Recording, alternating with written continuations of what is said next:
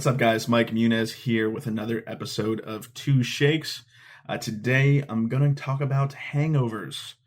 Those that are alcohol related, but the one you may have woke up with after you watched the presidential debates, or what I'm just going to call two old white guys yelling at each other for an hour and a half. Before we get to that, I want to shout out our sponsor, the Cock Cape. Now, listen. The Cock Cape is a great gift for anyone. I got confirmation that more designs are coming out that I'm very excited about. Want to know about those designs? I will make sure to let everyone know. Right now, we have the American Eagle. All right, now this is fucking patriotic, and it's perfect for any holiday, any occasion to give a gift. Get it. We got Halloween coming up. We got Thanksgiving. We got Christmas. We got Kwanzaa. We got Hanukkah. Dude, you could throw this on the fucking one of the candles of the menorah. It applies to everything. Get it for your friend, your lover. If you have a gay friend, get it for them. Now, I can't really speak for them, but I feel like gay people would love this. It's hilarious. And they're a happy people. They have no shame. They'll probably wear this to the next parade. All right? No shame at all. Shit, I remember a time back when I was in San Diego.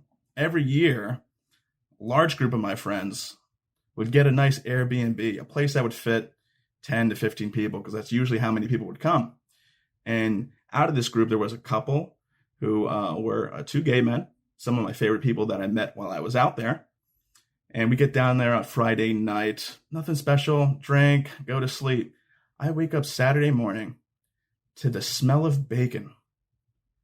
I walk right into the kitchen looking for food, and I see my one gay friend there cooking up a fine American breakfast with a metallic red Speedo. Was I caught off guard? Yes. Yes, it caught me off guard. Was I offended? No.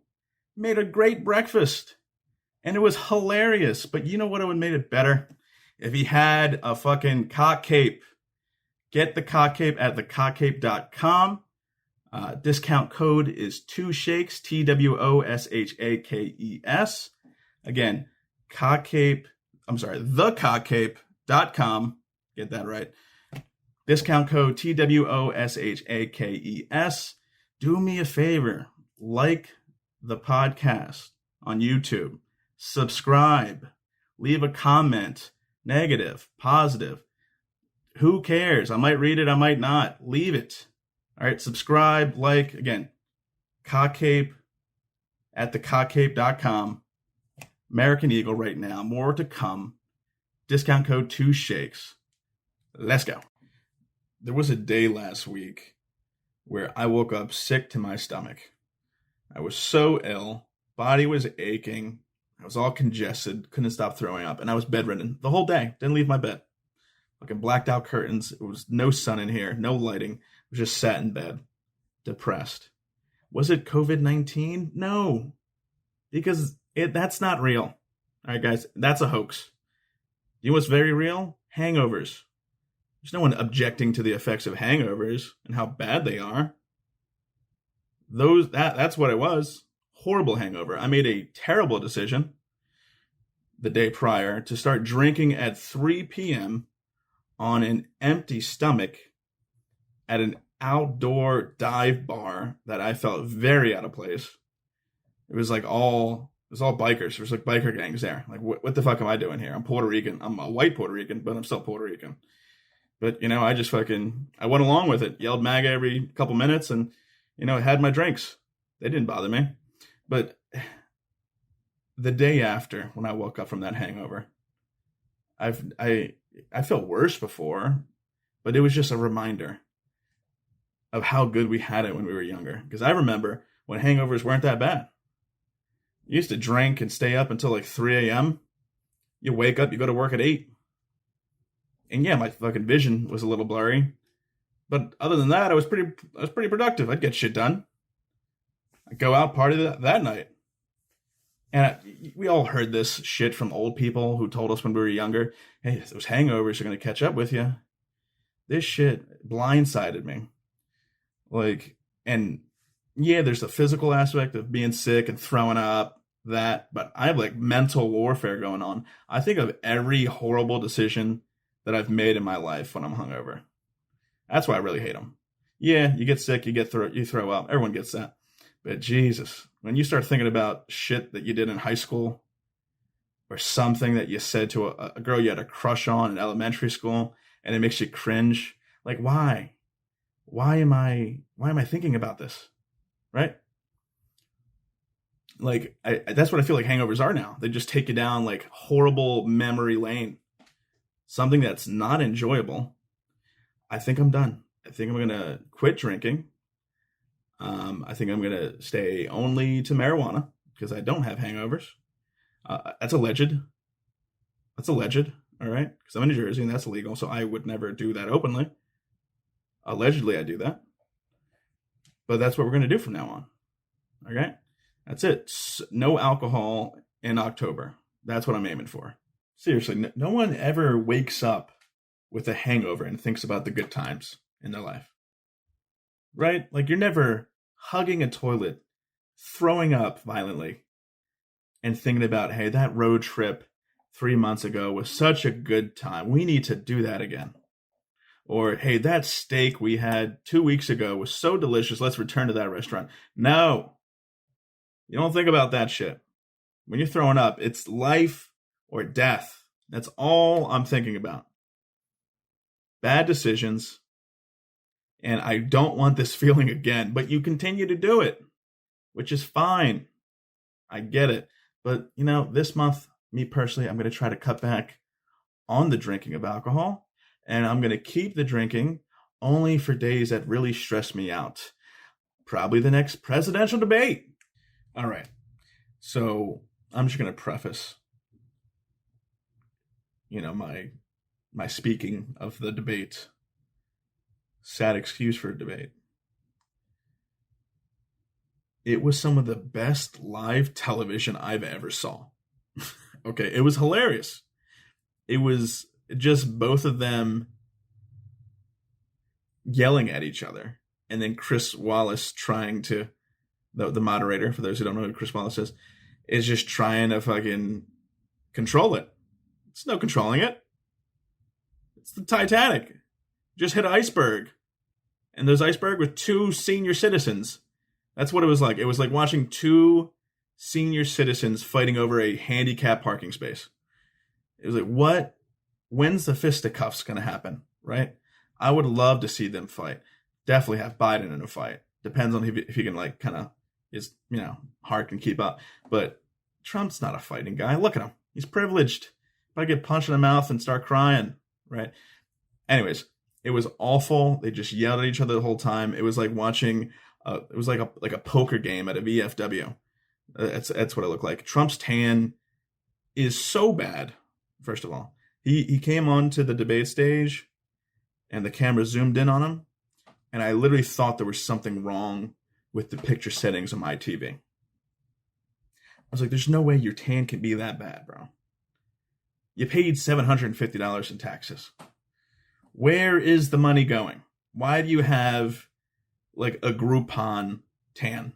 That's what you have. You have a Groupon quality tan. Do better." It looks like he just walked through a booth and they just sprayed him a couple times in his face. And the fact that he spends that much money, I think it was like $70,000 on a hairstylist. For what? Why? You have a fucking tumbleweed on your head. Like, why are you spending $70,000 on that? Either way. And then Biden doesn't look good either.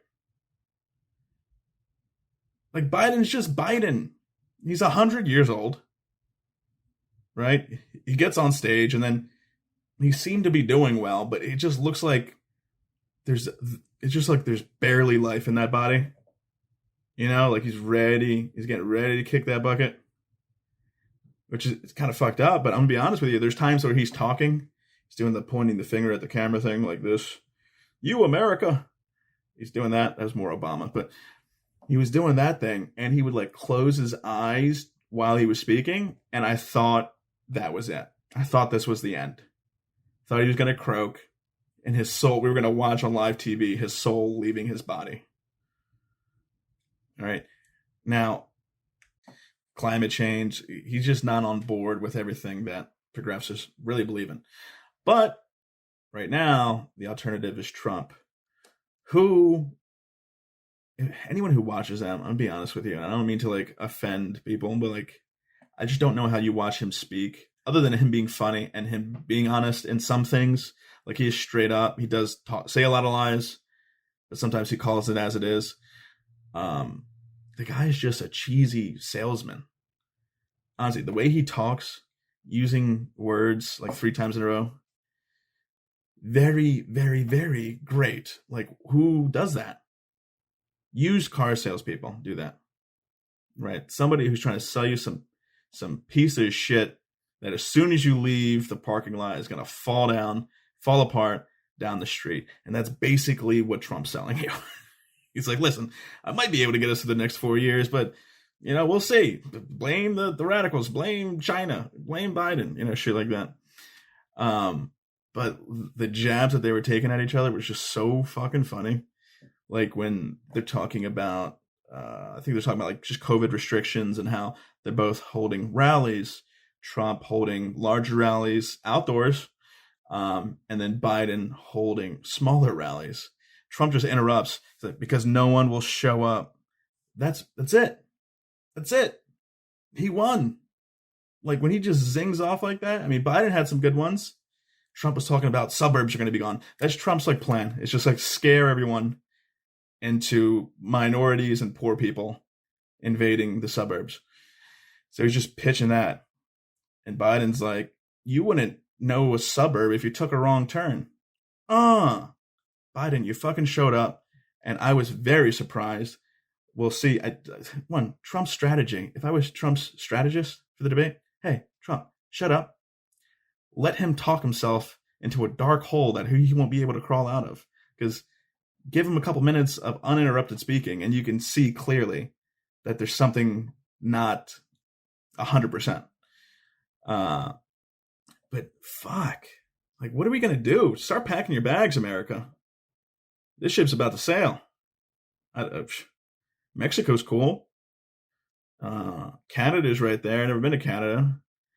But what's going to happen? Who knows? It's like it's like one of those like murder mystery shows. Tune in next week to find out. Also the fucking question that the moderator asked Trump when it was regarding like race issues. I'll just repeat it for everyone. The moderator, Chris Wallace, goes, President Trump, you've stated that you've done more for the black community than anyone else, than any other president, with the possible exception of Abraham Lincoln. Now, that had me in tears. I was physically crying how funny that was. Because the man actually said that. He was probably just joking. And this is the thing with Trump.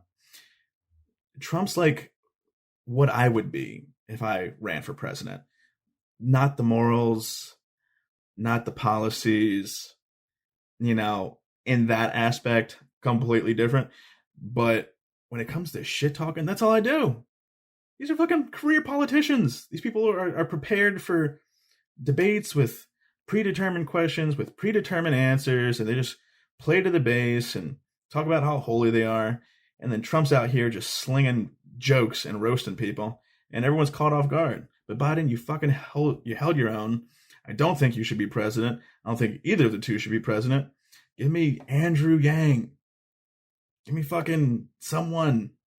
Anyone's going to legalize pot because that's all I really care about. But just, come on, guys. This is what we really need to fucking protest. The protests really need to go towards changing either the two-party system or just humbling the parties to what average Americans actually want. All right, I'm done. That's it for fucking me talking about politics. I feel like no one really wants to talk about it. I love the shit. Either way, I'm looking forward to the next debate. Hopefully someone has a fucking mute button. I don't hear Trump just whispering into the mic every time Biden's trying to talk, trying to get through a sentence, which takes a lot of energy for him. But we'll see how that goes. The people who are defending like Trump when he was questioned about like the white supremacy thing are just ridiculous to me. Like everyone's like, what do you, he said it. He said it multiple times. What do you want him to do? It's simple. Ready? I'll fucking reenact it. Moderator, President Trump, will you condemn white supremacists? Yes. I do condemn white supremacists. That's easy. That's all he had to do. No, he couldn't do it. He like fucking dances around it for fucking like a minute. Like, what are you doing, bro? You're on the fucking debate stage, running for election, and you were just asked to condemn white supremacists. Seems like a fucking easy task for anyone. And he's like, sure. Well, condemn it. What do you want me to say? What do you want me to call them? White supremacists. And fucking Biden's like, Proud Boys.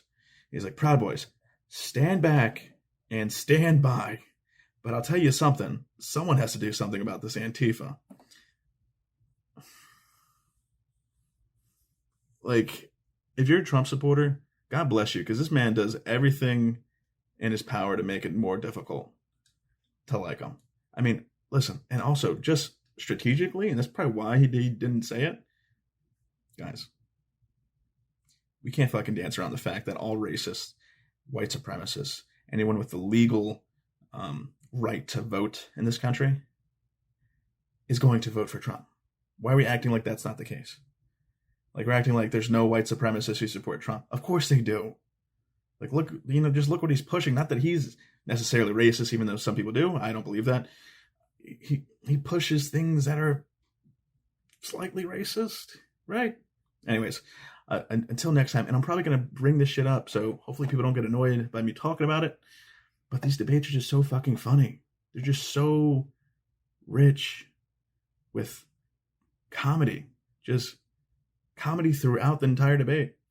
Hopefully Biden can hold up his weight next time. I think Trump should, again, remain silent and let Biden talk himself into a circle. So I will be talking about that again next debate.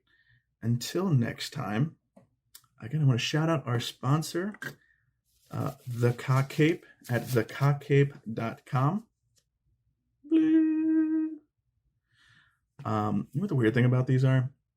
Is that, I hope this doesn't sound wrong, but this could probably be in like a puppet show on like TV.